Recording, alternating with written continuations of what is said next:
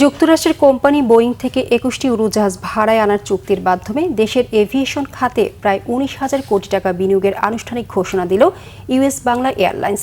এই বিনিয়োগ যুক্তরাষ্ট্র ও বাংলাদেশের বাণিজ্য সম্পর্ক জোরদার এবং অর্থনৈতিক প্রবৃদ্ধিতে বড় ভূমিকা রাখবে, এমন আশা মার্কিন রাষ্ট্রদূত ব্রেন্ট ক্রিস্টেনসেনের।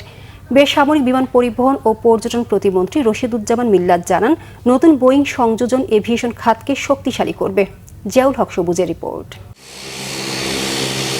দেশের এভিয়েশন খাতে ২০১৪ সালে যাত্রা শুরু করে বেসরকারি কোম্পানি ইউএস বাংলা এয়ারলাইন্স।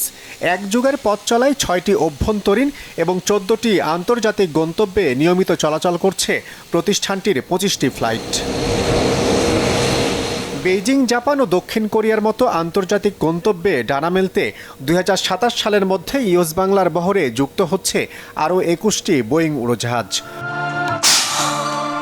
প্রতিষ্ঠানটির কর্ণধারের হাতে প্রতীকী এই বিমান তুলে দিয়ে সেই কার্যক্রম উদ্বোধন করলেন বোয়িং কর্তৃপক্ষ। On behalf of Boeing, I would like to congratulate U.S. Bangla Airlines on this milestone. We are honored that Boeing airplanes will be part of your journey, and we appreciate the trust placed both in our company and in our products. We are preparing for the introduction of additional wide-body aircraft to connect Bangladesh directly with major destinations across Europe, Oceania, North America, positioning U.S. Bangla Airlines for its next phase of international growth. দেশের aviation ইতিহাসে এক বছরে এত বড় বিনিয়োগ দুদেশের বাণিজ্য সম্পর্ক জোরালো করবে এমন আশা মার্কিন রাষ্ট্রদূতের। This new agreement to lease Boeing 737 aircraft with the hope of more in the future represents much more than an expansion of an airline's fleet. It's an investment in Bangladesh's future, creating opportunities for economic growth, strengthening regional and international connectivity, supporting tourism, facilitating trade, and generating high-quality jobs for Bangladeshis. অনুষ্ঠানে বিমান প্রতিমন্ত্রী M Rashiduzzaman মিল্লাত জানান, BNP সরকার বাংলাদেশকে একটি আঞ্চলিক aviation hub হিসেবে গড়ে তুলতে চায়।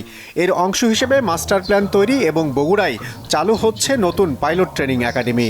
We are preparing an aviation master plan and establishing a pilot training academy.